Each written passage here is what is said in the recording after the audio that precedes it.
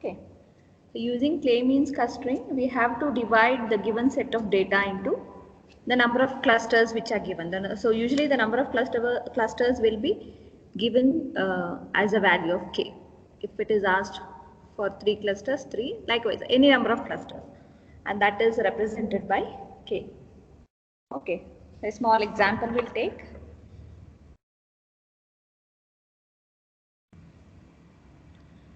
It says use K-means clustering algorithm to divide the following data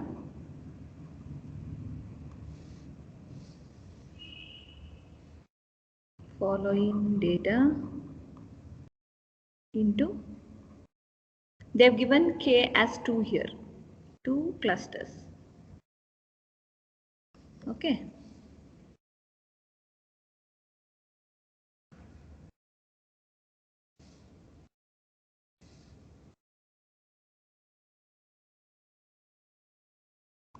Following data into 2 clusters. So this is the data whatever is given. We have data given x1, x2. The data points are 1, 1, 2, 1, 2, 3, 3, 2, 4, 3 and 5, 5. Okay, these are the data points given. We have to divide them into 2 clusters. So what is the first step is that we have to select the 2 centroids by ourselves. For the first time we'll select. Later, depending on the number of points belonging to different classes, we will have different centroids. So to start with, we will choose our own data points, that is centroids, as just we'll take excuse me, 2, 1 and 2, 3. This is just, we have taken the centroids. We have selected our own centroids. So it should be between 1 to 5. So I have chosen 2, 1 and 2, 3 as the centroids. Later we will have to change these centroids depending on how many we will find out by using formulas. Okay. So for now we have started the problem by selecting 2, 1 and 2, 3 as our centroids. So to begin with, we have to just calculate the distance from this point to these points 2, 1 and 2, 3, and then we will identify the cluster number to which these particular data points will belong. Okay. So algorithm, what it says, we have to choose centroids and identify which are the data points belonging to different clusters.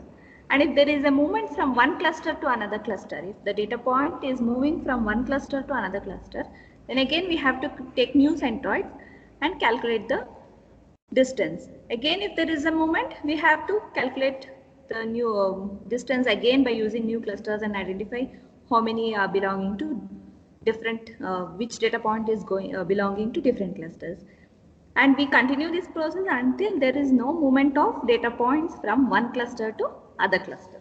Okay. So let's start with, for this we will use Euclidean distance to find out the distance between. So you all know that it is x2 minus x1 whole square plus y1 minus y2 whole square root. This is Euclidean distance. So we will find the distance between the points using this Euclidean distance. So what is the first? Let us note down the points, data points 1, 1, 2, 1, 2, 3, 3, 2, 4, 3 and 5, 5. These are the data points. Now find out the distance and note down the distance here. Okay. Yes. 2 minus 1, 1, 1 minus 1, 0. Right. Yes. So how to find out the distance? 1. So x2 minus x1 whole square plus y2, this is x1 x2, this is y1 y2 y1, so 1 minus 1, sorry, y2 minus y1 whole square, so 1 minus 1, anyway square only. Okay, so this will be 1, isn't it? Euclidean distance. So 2 minus 1 is 1. It's nothing but 1. So we got it as 1. For the next point here, to this distance, what is the, to this centroid, what is the distance? So 2 minus 1, 1, this 1. For this I am calculating this minus this. 2 minus 1, 1, 3 minus 1, 2. So Euclidean distance. For you will have to perform this n number of times, like these many number of times. Again, if you find new centroid, again we will have to calculate. So 2 minus 1, directly I write, okay. One step I will show, later you will do by yourself. Okay, 3 minus 1. So what is the value you are getting? Square root of 1, 5. 4. Okay. So root of 5 is how much? Just check.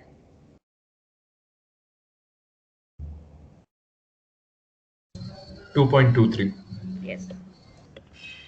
You can just round up if you have higher values. 2.23 what? 2.236. Okay, we will round up to 2.24. Okay, so it is 2.24. Now, among these two, we will calculate, and otherwise here only we can just say. So which is the small, shortest distance among these two for cluster 1. So we will say this point belongs to cluster 1. We are comparing these two distance, whichever is smallest, for that we will assign. So 1 comma 1 belongs to cluster 1. Now the same way we will calculate for all others. Okay, just do it and tell me the values. 0. Yeah, 0. 2. Yes.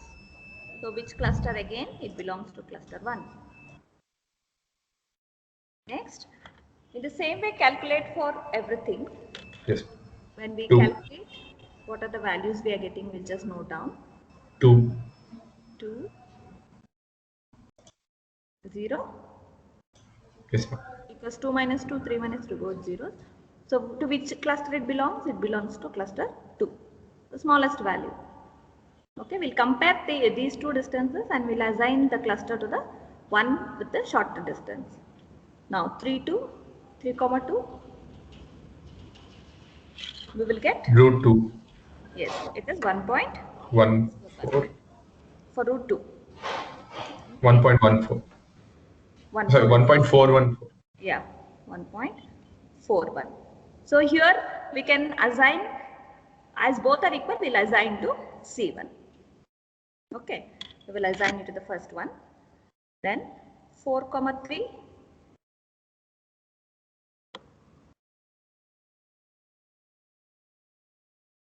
Everyone calculate, all of you. Solve the problem. Root 8. 2.82. 2.828. So 2.83. Yeah. Then here it is 2, 0. So 2 square is 4. 4 it is 2, 2. isn't it? So this belongs to C2. C2. Finally this one, the last one.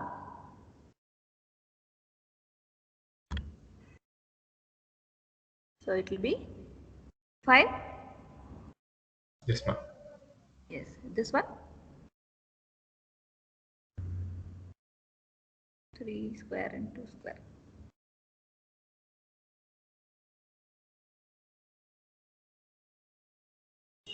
.605. It's root 13. Okay.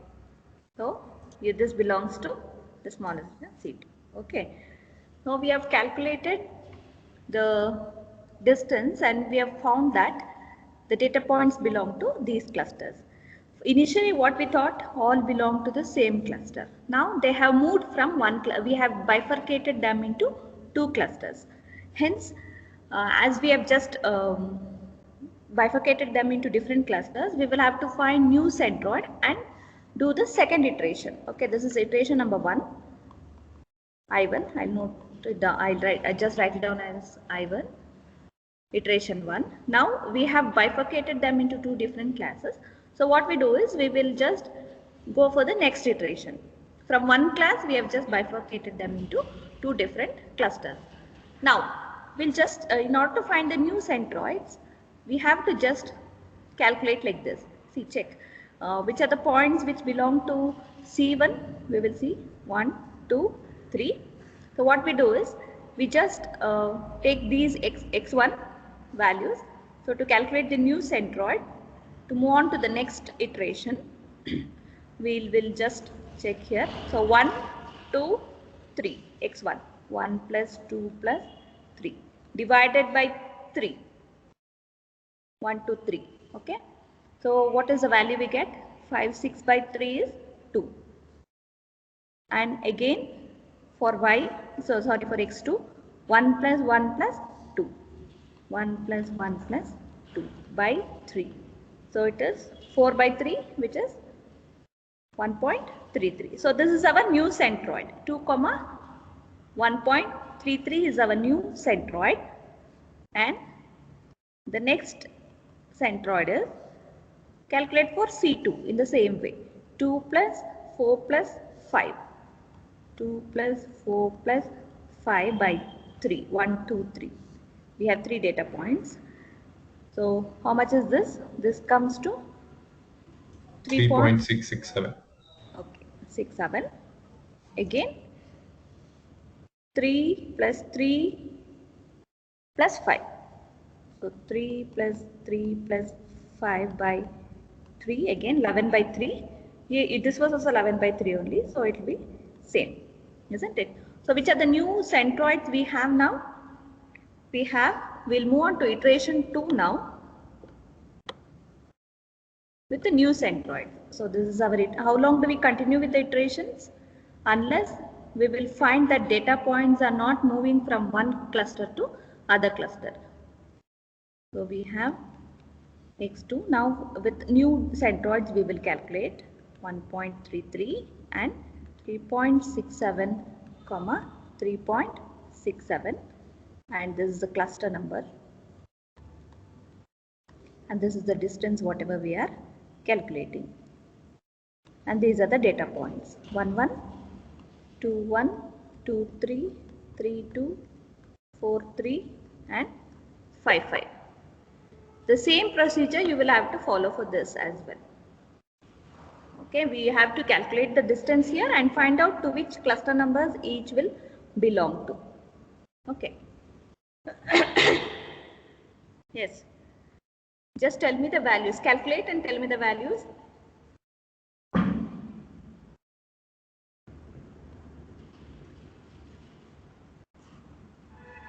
.053.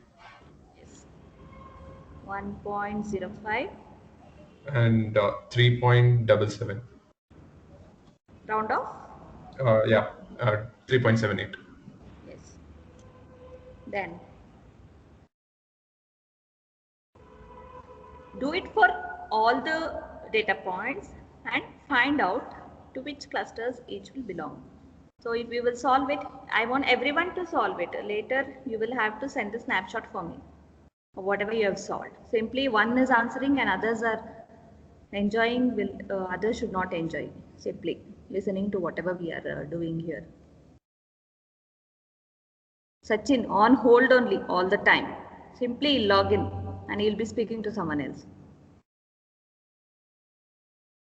Yes, I want everyone to reply. Okay.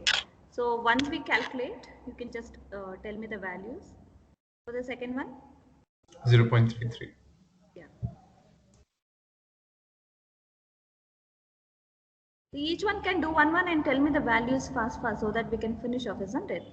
Why only one should do? One should always calculate and reply for me. Others are not there in the meeting. If I take attendance, everyone will speak. Otherwise, no one will speak.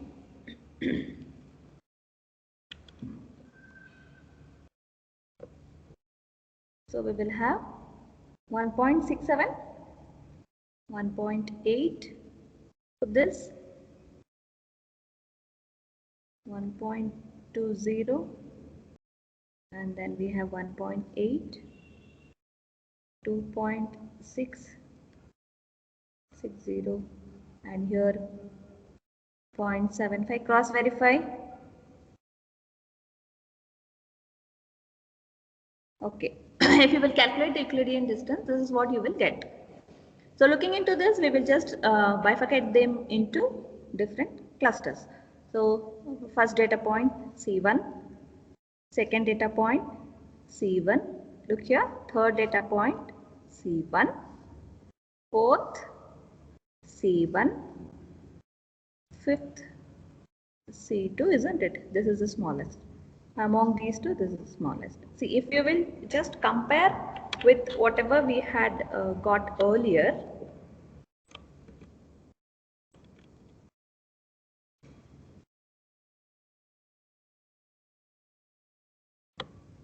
check here.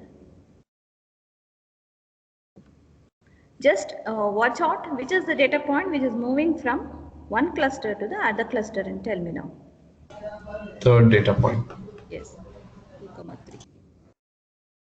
Isn't it? So if you will notice, see this one. This data point 2,3 which was there in cluster 2, it has moved to cluster 1 over here when we just change the centroid, isn't it?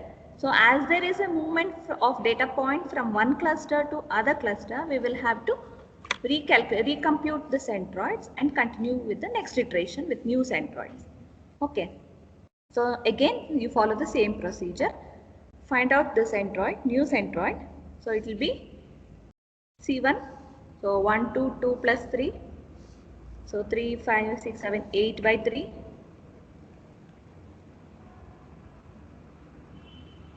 Ma'am, because we're considering 4 points. Yes, 4, 4, sorry. 8 by 4. So it will be 2 again. For y, sorry, for x2. 5, 6, 7 by 5, isn't it? 7 by 4, sorry. 7 by 4, which is how much? For C2, we will check again 9 by 2, which is 4.5, and 8 by 2, which is 2 fourths. Okay, this one? 1.75. Okay, sorry.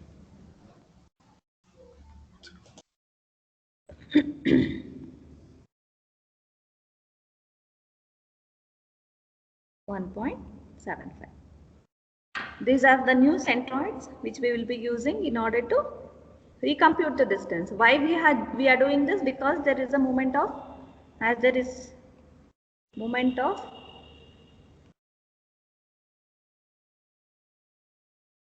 data point 2,3 from C2 to C1. Hence we are recomputing centroids. Okay, so we have to try now with the new centroids. We'll move on to iteration 3. Again, with the new centroids 2, 1.75, isn't it? Then 4.5, 4. And these are the cluster numbers. So we have the data points 2, 1, 2, 3, 3, 2, 4, 3, 5, 5. So calculate the distance and note down the cluster numbers. Yeah, I want everyone to solve it.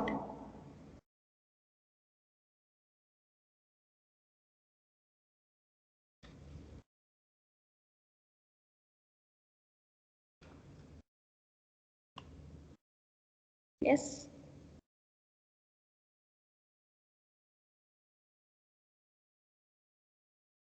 How many are solving the problem? Raise your hands. Let me see. I'll remove Sachin from meeting. Why on hold? You should be here.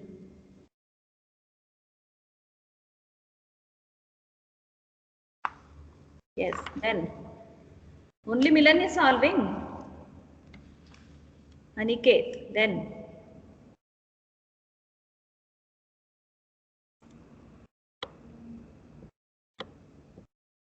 Shreya, Saumya, okay, Priyanka. Okay then. Then fast, you tell me the values. Let me note down the values here. 1.25, 1.25. 4.6. Okay, and round off if it is to the next point. Yes. 0.562, This one? 563, 0 point? 563, I guess. Just check once.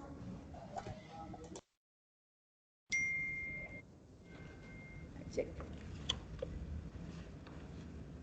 Sorry, ma, 0.75. 0.75.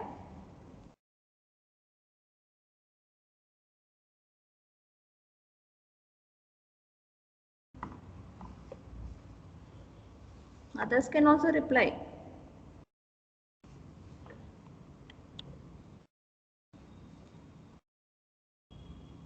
Others? We are solving, ma'am. That's all. We will not reply.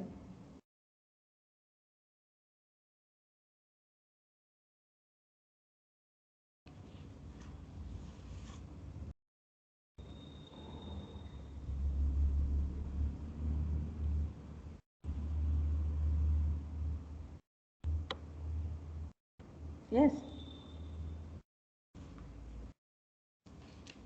Okay. I'll only write down 3.9.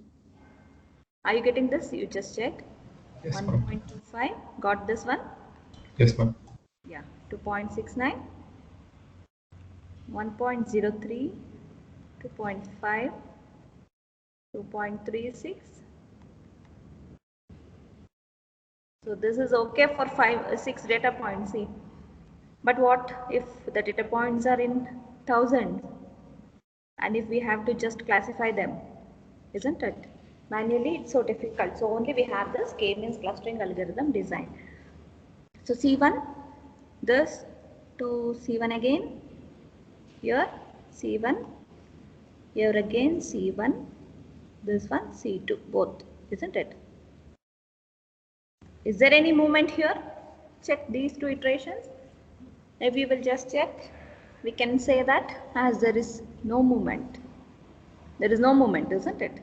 So as there is no movement, we can wind up here and conclude that 1, 1, 2, 1, 2, 3 and 3, 2 belong to cluster 1.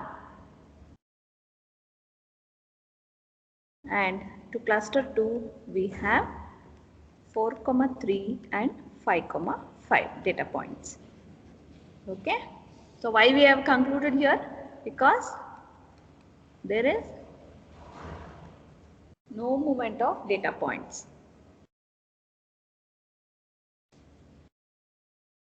So if you continue, it will be the same. There will be no movement. Once if it is fixed like this, even if you will try for 4th and 5th iteration also, it will be the same. There will be no movement. Once if you find that they are not moving, we can just fix and say that these are the data points belonging to cluster 1 and the one belonging to cluster 2. You can just classify them into different clusters. You can group them into different clusters. Okay. This is a simple problem.